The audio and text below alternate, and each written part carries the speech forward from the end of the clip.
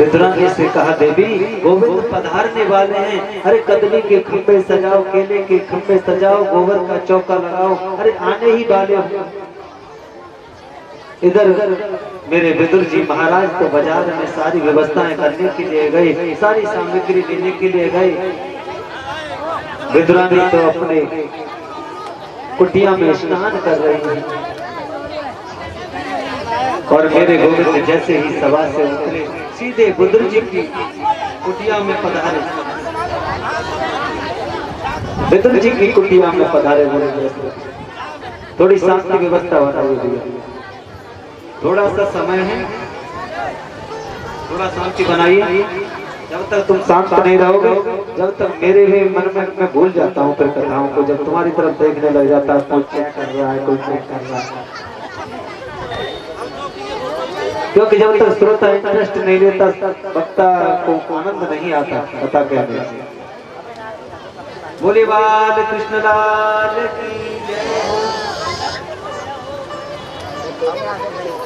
इधर गोविंद पधार गए। विद्रानी तो स्नान कर रही हैं, आकर के गोविंद ने कहा काकी जी।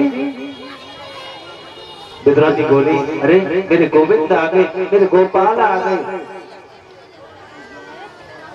और नहाते ही दौड़ पड़ी। ये भी ध्यान नहीं रहा विद्रानी को मैंने वस्त्र पहने हैं या नहीं।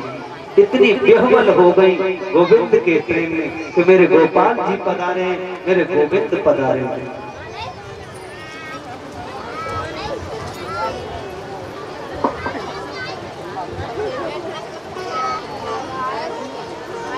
क्योंकि व्यक्ति का दो चीजें मन भटकाती हैं, एक तो माला और दूसरा माल। अगर माला गले में होती है तो ये मन को बड़ा डिस्टर्ब करते रहते हैं।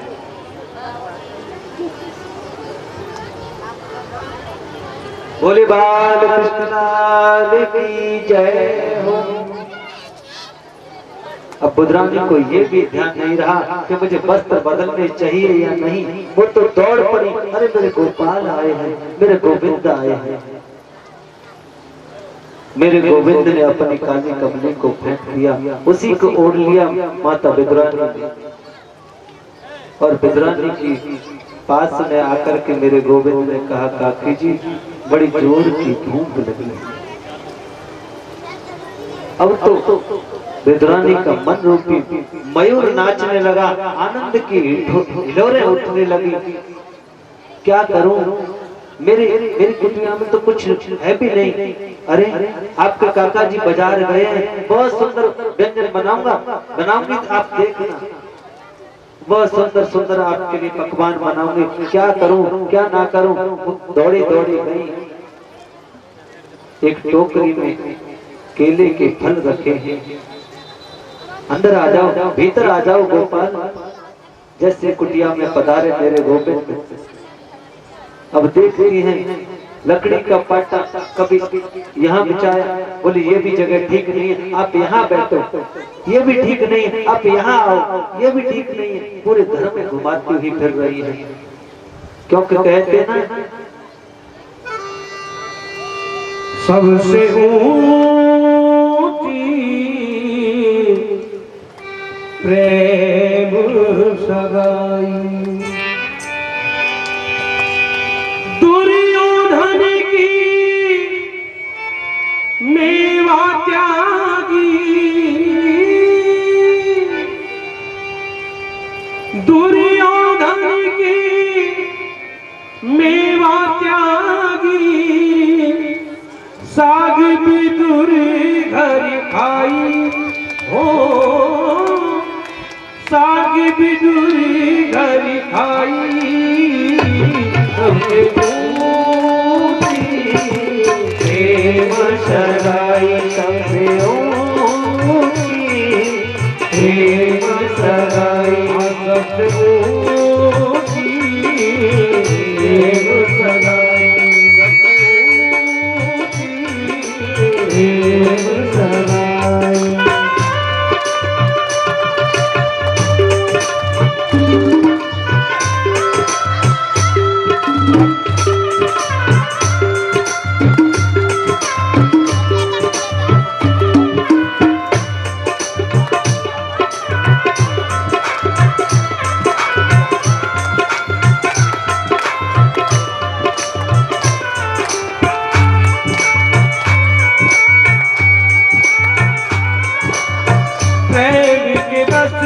प्रभु सेवा की, प्रेमी के बस प्रभु सेवा की, भूल गए ठकुराई,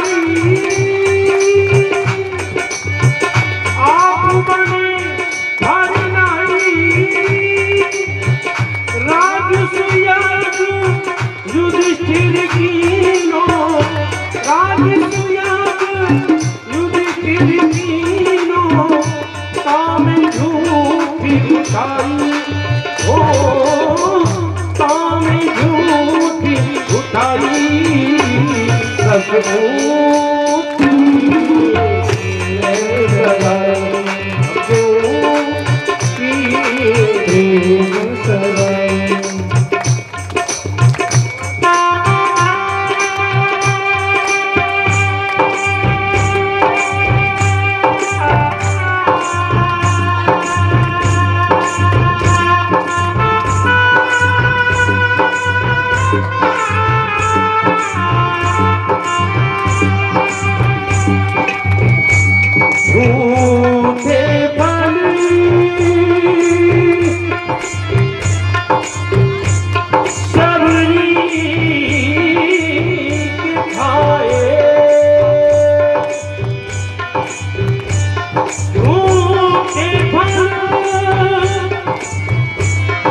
सबरी के खाए,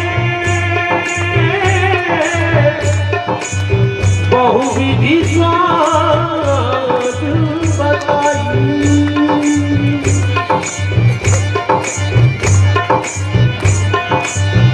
प्रेम के बस अर्जुन रतिहानो, प्रेम के बस अर्जुन रतिहानो, भूल गए ठकुराई,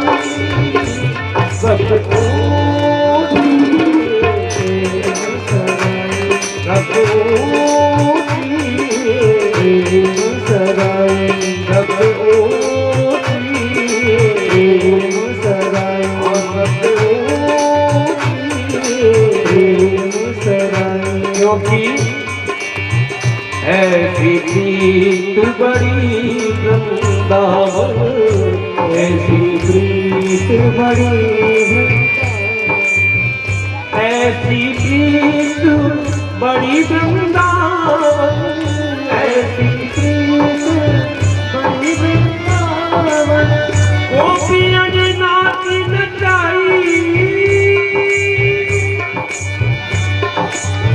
सूर्य पूरिया नायक नाई, सूर्य पूरिया नायक नाई, कहाँ लग करो बढ़ाई, ओ कहाँ लग करो बढ़ाई, कब ऊँची मुसराई, कब ऊँची मुसराई,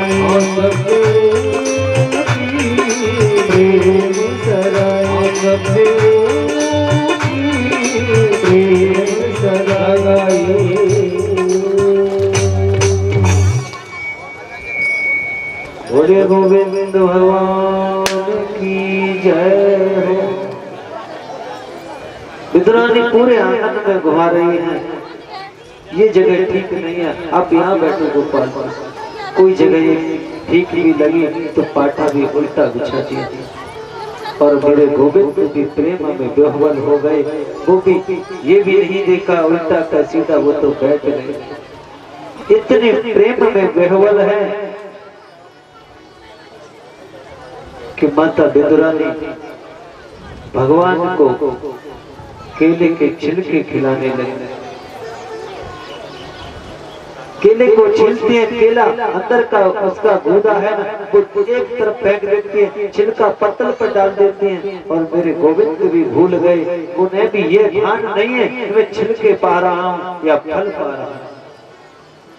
देखते देखते 40 छिलके पा गए मेरे गोविंद।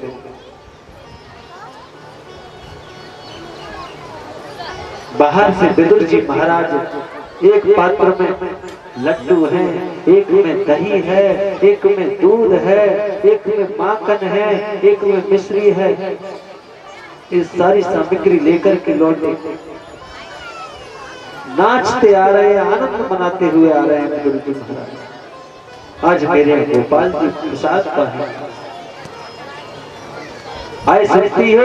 अरे तुम्हें मालूम नहीं, तुमने कोई तैयारी की कि नहीं? गोविंद अभी आने ही वाले होंगे।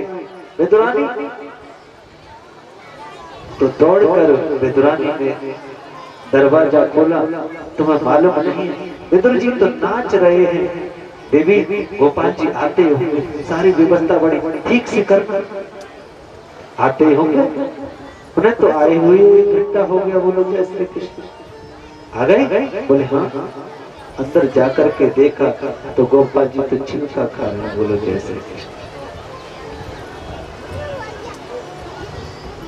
विदुरानी को डांटा, अरे देवी, अरे तुमने गोपाल को छिलके खिला दिया, कितना अहोभाग्य हमारा। आज गोपाल जी हमारे आज पधारे और तुमने छिलके ही खिला दिए। विदुरानी बोली, अरे महाराज मुझसे गलती हो गई, मुझे पता ही नहीं चला कि वो छिलके खा रहे हैं, खिला रहे हैं, अकेले खिला रहे हैं। अरे तुम कह नहीं सकते थे?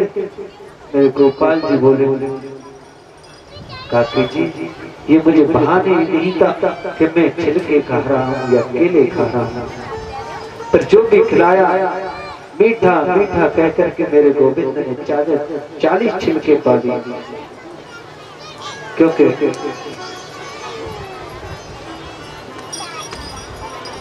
गोविंद किसी वस्तु को नहीं देखते, वो तो खिलाने वाले की भावना को देखता है।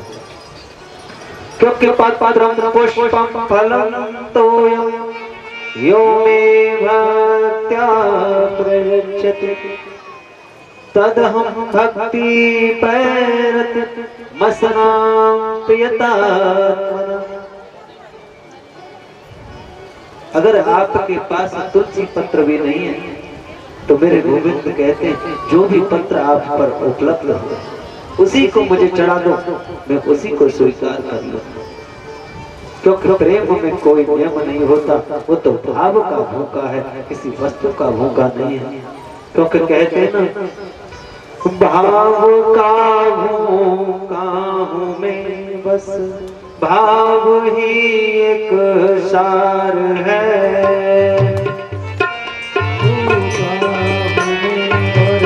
भाव ही एक सार है, भाव से मुझको भजो तो अब से मेरा पार है। भाव से मुझको भजो तो अब से मेरा पार है। भाव में कुछ भी मुझे मैं कभी लेता नहीं, भाव में कुछ भी मुझे मैं कभी लेता नहीं। भाव में कुछ भी मुझे मैं कभी लेता नहीं। भाव में कुछ भी मुझे मैं कभी लेता नहीं। भाव से एक फूल भी दे, भाव से एक फूल भी दे, वो भी मुझे स्वीकार है। भाव से फूल भी दे, वो मुझे स्वीकार है। भाव में कुछ भी मुझे मैं कभी लेता नहीं। भाव में कुछ भी मुझे मैं कभी लेता नहीं। भाव से बोलो राधे कृष्ण लाल की जय हो। भाव ही प्रधान है, वस्तु की महत्ता नहीं है। बुद्ध तो खिलाने वाले की भावना पर निर्भर करता है। विदुर जी महाराज विदुरानी को डांटते हुए गोपाल जी के मुख में एक लड्डू को दिया। बोले लड्डू खाओ। आधा लड्डू खाकर के मेरे गोविंद बोले, एक बात बोलूं काका जी? बोले क्या? क्योंकि जो स्वाद काकी जी के केलों में था, वो स्वाद आपके लड्डू में नहीं। क्यों?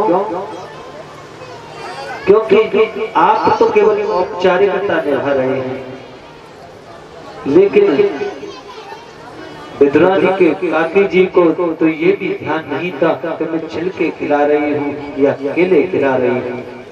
इतना प्रेम में बेहोल, तो जो स्वाद उन केलों के केले के छिलकों में था, वो स्वाद आपके लड्डुओं में नहीं है। बोलो जय श्री कृष्ण।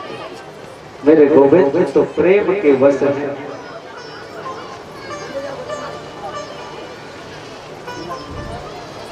आगे चल के मेरे विदुर जी महाराज गोपाल जी तो क्योंकि शांति दूत बन करके आए थे,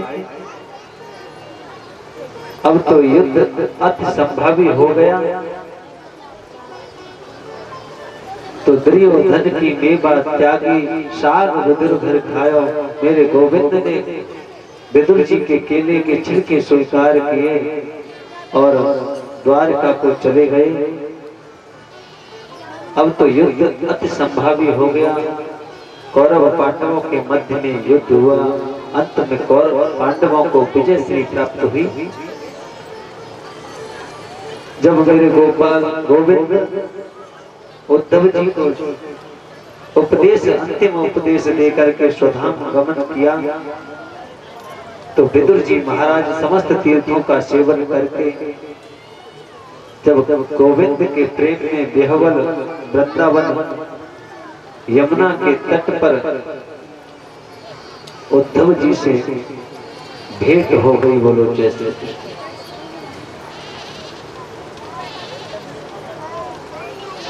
दोनों ने एक दूसरे को दौड़कर अंक में भर लिया। उद्धव जी तुम धन्य हैं, क्योंकि तुम्हें गोविंद का संग मिला, मित्र का स्नेह मिला, प्रेम मिला। बोले उद्धव जी बोले मैं धन्य नहीं, धन्य तो आप हैं विदुर जी, क्योंकि जिसकी स्मृति मेरा गोविंद करता है। एक महात्मा जी थे, मस्ती में पड़े रहते अपने आश्रम में। एक महाजन जाते नित्य पूजा करने के लिए, देखते नहावे नहीं धोवे नहीं, ऐसा ही पड़ा रहेगा। काहे को महात्मा उससे नहीं रहा गया। लेकिन संतों की तो अपनी मस्ती हुआ करती है महाराज। एक दिन पूछ ही लिया, काहे के महात्मा आप नहाते नहीं, धोते नहीं, भजन पूजा नहीं करते, माला जाप नहीं करते, ऐसे पड़े हुए देखता हूँ मैं आपको। तो संत ने बड़े भाव से कहा कि माला जपैन कर जपैन जीवा जपैन राम, कि मेरा सुमिरन हरे करहि में पावा विश्राम। माला छूट गई, भजन छूट गया, अब तो मेरा सुमरन गोविंद करते हैं, मैं तो मस्ती में उनकी मस्ती में पड़ा रहता हूं। तो एक स्टेज वो भी आती है, भगवान भक्त का स्मरण करता है। अरे उद्धव जी, अरे विदुर जी, धन्य तो आप हैं जिनकी स्मृति मेरा गोविंद करता है।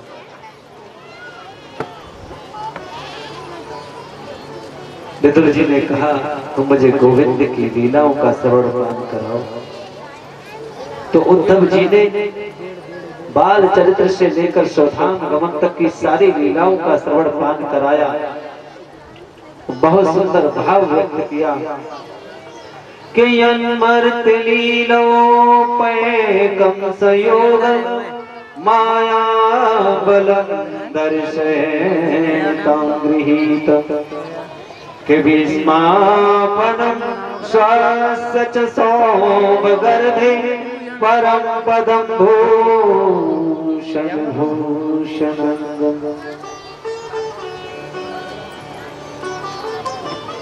अरे उद्धव जी, मेरे गोविंद तो इतना आनंद स्वरूप है, इतना सुंदर है, वैसे तो हम अपने स्वरूप को सजाने के लिए वस्त्र भूषण धारण करते हैं, अपने शरीर को सुंदर बनाने के लिए, नाक को सुंदर बनाने के लिए नथ पहनते हैं, कानों को सुंदर बनाने के लिए कुंडल पहनते हैं, पैरों को सुंदर बनाने के लिए पायल पहनते हैं, माथे को सुंदर बनाने के लिए टीका पहनते हैं, गले को सुंदर बनाने के लिए हार पहनते हैं और अपने कलाइयों को सुंदर बनाने के चूड़ियां पहनते हैं, कंगन पहनते हैं। पर लेकिन उद्धव जी कहते हैं यन्मर्तिलीलो पैकं संयोग माया बलम दर्शयतां गृहीत विस्मापनम स्वस्य च सौभगर्धे परम पदम भूषण भूषण। पर लेकिन मेरे गोविंद का विग्रह तो इतना सुंदर है कि उनके विग्रह में आते ही, उनके शरीर में आते ही आभूषण भी आभूषित हो जाते हैं। आभूषणों की सुंदरता, गोविंद की सुंदरता आभूषणों से नहीं है, बल्कि आभूषणों की सुंदरता गोविंद के शरीर में आने से हो जाती है। इतने सुंदर है मेरे गोविंद, बोलो जय श्री कृष्ण। बहुत सुंदर गोविंद की लीलाओं का सुधाम गमन पर्यंत सारी लीलाओं का श्रवण पान कराया। अंत में उद्धव ने कहा, अंत में विदुर जी ने कहा, उद्धव अब वो कहिए जो गोविंद ने मेरे लिए अंतिम उपदेश किया था। क्योंकि अंत में मेरे जब गोविंद अपने स्वधाम को लिए जा रहे थे, गौले धाम के लिए जाने में तैयारी में थे, तो मेरे गोविंद ने उद्धव से कहा, मेरे पुत्र जी, मेरे उद्धव से कहना कि गोविंद तुम्हें याद करते थे। मेरे विदुर से कहना उद्धव कि गोविंद तुम्हें याद करते थे। ऐसे भक्त हैं विदुर जी महाराज कि उन्हें गोविंद याद करते हैं। बोले बाल कृष्णलाल की जय हो। अंतिम उपदेश के लिए जब कहा तो उद्धव जी ने कहा, महाराज आगे गंगा के मध्य में एक टापू पर मैत्रेय जी महाराज विराजमान हैं के द्वार ध्वनद्याम ऋषभ कुरूणाम मैत्रेयमासीन अभगाद बोधम कि छत्तोपसृत्या शुतवा वसुद्ध पप्रच्छ सौतिल्य गुणाभितृप्त। बड़े उच्च कोटि के महात्मा मैत्रेय जी महाराज भी मेरे साथ में विराजमान थे, इसलिए आप सीधे मैत्रेय मुनि के पास में जाएं। द्वारा धनद्याम ऋषभ कुरूणाम मैत्रेयमासीन अभगाद बोधो। उनका अवगाध ज्ञान है, वो आपको ठीक से आपकी शंकाओं का समाधान करेंगे। उद्धव जी महाराज मैत्रेय के पास में गए और जो भी विदुर जी महाराज मैत्रेय जी के पास में गए और जो भी मैत्रेय जी ने विदुर जी ने मैत्रेय जी से अपनी शंकाओं का समाधान करने के लिए प्रश्न किए, उनके सभी के बड़े सुंदर भाव से उनकी शंकाओं का समाधान किया। सृष्टि विषय की रचना की, सृष्टि के विस्तार के बारे में बताया। उन्होंने पूछा कि सृष्टि को भगवान क्यों बनाते हैं, भगवान अवतार लेकर के क्यों आते हैं, बनाते हैं तो एक जैसी क्यों नहीं बनाते, कोई काला है, कोई गोरा है, कोई लंबा है, कोई ठिकना है, ऐसा क्यों करते हैं भगवान। अगर सृष्टि को बनाना ही है तो एक जैसी क्यों नहीं बनाते। इस प्रकार से विदुर जी के प्रश्नों का उत्तर देते हुए मैत्रेय जी महाराज बताते हैं, जब सृष्टि की रचना हुई तो ब्रह्मा जी ने 4 मानस पुत्रों को जन्म दिया। उनका नाम है सनक, सनंदन, सनातन और संत कुमार। उनसे कहा तुम सृष्टि में मेरा सहयोग करो, तो उन्होंने सृष्टि में सहयोग के लिए मना कर दिया, क्योंकि सृष्टि में अगर विस्तार करने में, सहयोग करने में अगर सहयोग लिया जाए तो पहले विवाह करना पड़ेगा। और वो बाल ब्रह्मचारी हैं, वो विवाह नहीं करना चाहते, वो तो भगवत भजन करना चाहते हैं। उन्होंने ब्रह्मा के आदेश को स्वीकारा नहीं और विवाह करने से मना कर दिया, सृष्टि में सहयोग करने से मना कर दिया। तो ब्रह्मा जी को इतना प्रचंड गुस्सा आया, इतना क्रोध आया कि उनका क्रोध उनकी ही भ्रुकुटी का भेदन करके रुद्र के रूप में प्रकट हो गया। बोलो जय श्री कृष्ण, बोले रुद्र भगवान की जय हो। भगवान शंकर से कहा आप ही सृष्टि में सहयोग कीजिए। तो ब्रह्मा जी ने तो शंकर भगवान ने तो भूत प्रेत की सृष्टि करना प्रारंभ कर दिया। इतने भूत प्रेत बना डाले कि तप आदिष्ट भद्रम ते सर्वभूत सुखावयम तप से व्यायथा पूर्वम यस्त्रिष्टा विश्वमिदं भवान। अब तो भगवान शंकर को तो भूत प्रेतों की सृष्टि अच्छी लगती है, तो उन्होंने इतने भूत प्रेत बना डाले कि वो तो ब्रह्मा जी को ही खाने के लिए दौड़े। बोलो जय श्री कृष्ण। ब्रह्मा जी दौड़े दौड़े भगवान शंकर के पास में आए। अरे महाराज ये क्या कर रहे हो, आप तो सृष्टि को बनने से पहले उसे बिगाड़ने के में लगे हुए। बोले क्या करें, आप तो बस तप करो जगत के कल्याण के लिए। तो भगवान शंकर तो सदा समाधि में गोविंद के ध्यान में निमग्न रहते हैं। बोले शंकर भगवान की जय हो।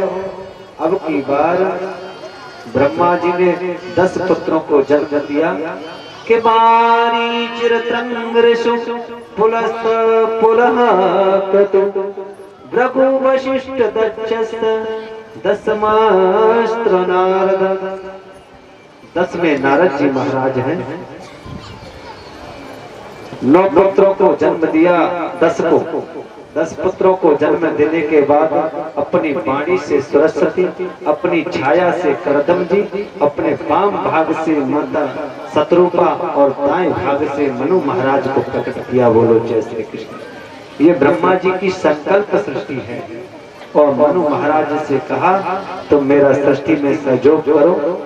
तो मनु महाराज ने कहा महाराज पिताजी मैं आपकी सृष्टि में सहयोग तो करना चाहता हूँ, पर पृथ्वी तो है ही नहीं, सृष्टि में सृष्टि विस्तार करूं कहाँ, क्योंकि सृष्टि को तो पृथ्वी को तो हिरणाक्ष ने ले गया है, पाताल में जाकर के छुपाया है, क्योंकि प्रलयकालीन दृष्टि है पृथ्वी पर। तो ब्रह्मा जी ने शांत भाव से बैठकर भगवान का ध्यान किया। तो समाधि लगाते हैं इति विद्यायतो नाशा विव्रात सहसा नभ पराहतो को निरगाद अंगुष्ठ परिमाणक।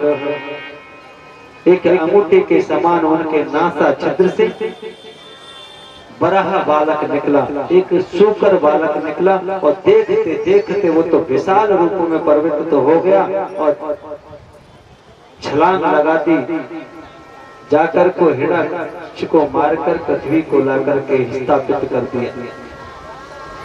अब यहाँ विदुर जी ने मैत्रेय जी महाराज से प्रश्न कर दिया कि ये हिरण्याक्ष कौन है।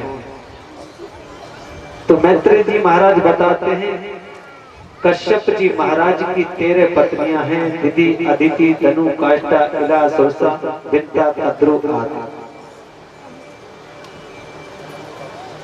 सभी पुत्रवती हैं। कश्यप जी महाराज की 13 पत्नियां हैं। अदिति के पास पुत्र नहीं है। दिति माता ने आकर के कश्यप जी से कहा महाराज मेरी सभी बहन पुत्रवती हैं, केवल मेरे पुत्र नहीं हैं। तो गोविंद की कृपा से इतनी कामातुर हो गई माता दिति, पति के मना करने पर भी उनका वस्त्र पकड़ लिया। कश्यप जी महाराज ने बहुत मना किया कि घोर तमाबेला घोरणाम घोर दर्शना चरति यशामि भूतानि भूते सानुचराणि। अरे दीदी ये देला ठीक नहीं है।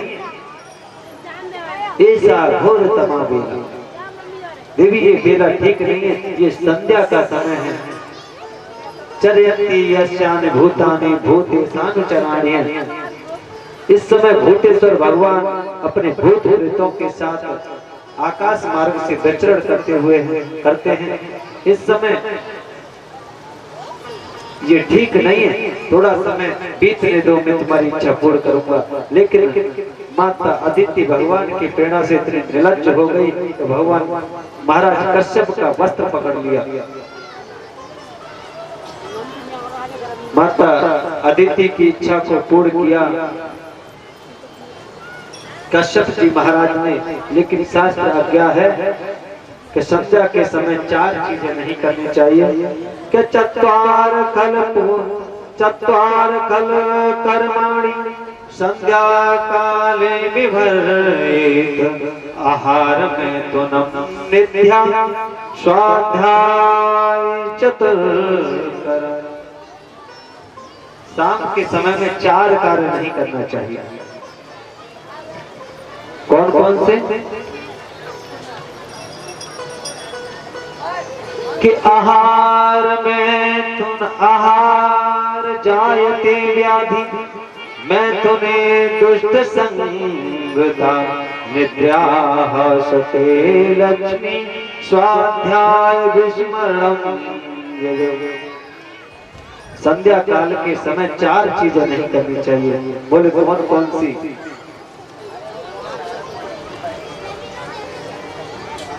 आहार, संध्या के समय भोजन नहीं करना चाहिए।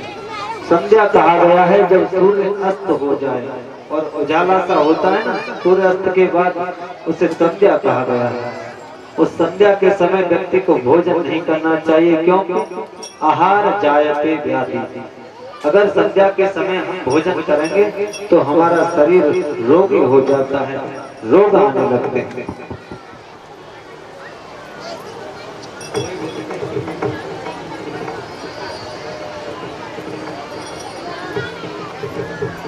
बोली बाल कृष्णलाल की जय हो।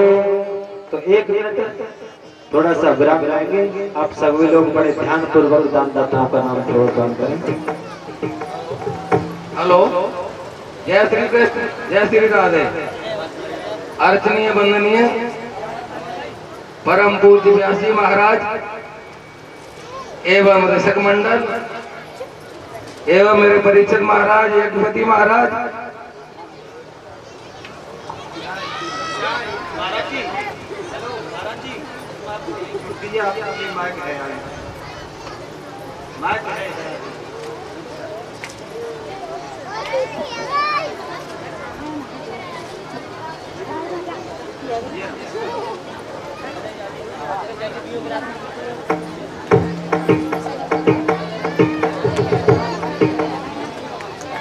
बड़े ध्यान पूर्वक धैर्य से सुनेंगे। हेलो हेलो, हाँ, परिचित महाराज और यज्ञपति महाराज, परम पूज्य संत समाज और कथा पांडाल में बैठे हुए सभी मेरे रामकृष्ण भक्त माता बहनें, पिता तुल्य बुजुर्ग भाई बहन, कुछ दानदाताओं ने दान किया है, उसे जरा ध्यान से सुने। 1100 रुपए श्याम बिहारी बघेल निर्मला तासी, 2100 रुपए गुप्तदान, 1100 रुपए धर्मेंद्र बघेल नगला तासी, 1100 रुपए अनिल बघेल नगला तासी, 1100 रुपए जितेंद्र बघेल जी, 1100 रुपए दौलत राम बघेल जी, 1100 रुपए राम बेटी बुआ, 1100 रुपए ड्राइवर राज सिंह बघेल दिल्ली, 1100 रुपए राजू बघेल मंदिर वाले, 10,000 रुपए 10,000 रुपए रामवीर सिंह बघेल जी, 500 रुपए हेमंत बघेल जी, 1100 रुपए सतीश चंद बघेल जी, 1100 रुपए महेश चंद बघेल जी, 1100 रुपए अभय बघेल जी, 1100 रुपए जगदीश परीक्षक जी, 1100 रुपए हाकम सिंह बघेल जी, 5100 रुपए विजय सिंह बघेल जी, 1100 रुपए कप्तान सिंह बघेल जी, 2100 रुपए सत्येंद्र सिंह बघेल जी, 1100 रुपए बीनू बघेल जी, 1111 रुपए रणसिंह मास्टर जी, 1100 रुपए पुष्पेंद्र सिंह बघेल जी, 1100 रुपए मंजू देवी, 500 रुपए रमेश चंद मेरठ वाले, 2100 रुपए रविंद्र सिंह जी, और भैया 1100 रुपए पप्पू परमार, 550 रुपए प्रेमपाल बघेल जी, 1111 रुपए गंगा सिंह बघेल जी, 3100 रुपए धर्मपाल जी, 511 रुपए अनिल सिंह बघेल जी, 5100 रुपए मेघ सिंह बघेल जी, 1051 रुपए हुकम सिंह बघेल जी, 1100 रुपए अरविंद सिंह बघेल जी, 1100 रुपए राजकुमार बघेल जी मंदिर वाले, 1100 रुपए हरवीर सिंह बघेल जी, भंडारा सावित्री, गुप्तदान गैराज सिंह बघेल जी नगला ताजी भंडारा के लिए आटा, गुप्तदान श्रीनिवास चौहान भंडारे के लिए सरसों का तेल, इंद्रजीत परमार भंडारे के लिए आलू, राकेश कुमार बघेल जी भंडारे के लिए दोना पत्तल, 71 रुपए पूर्व प्रधान राजवीर सिंह बघेल जी ग्राम शिष्टा, 51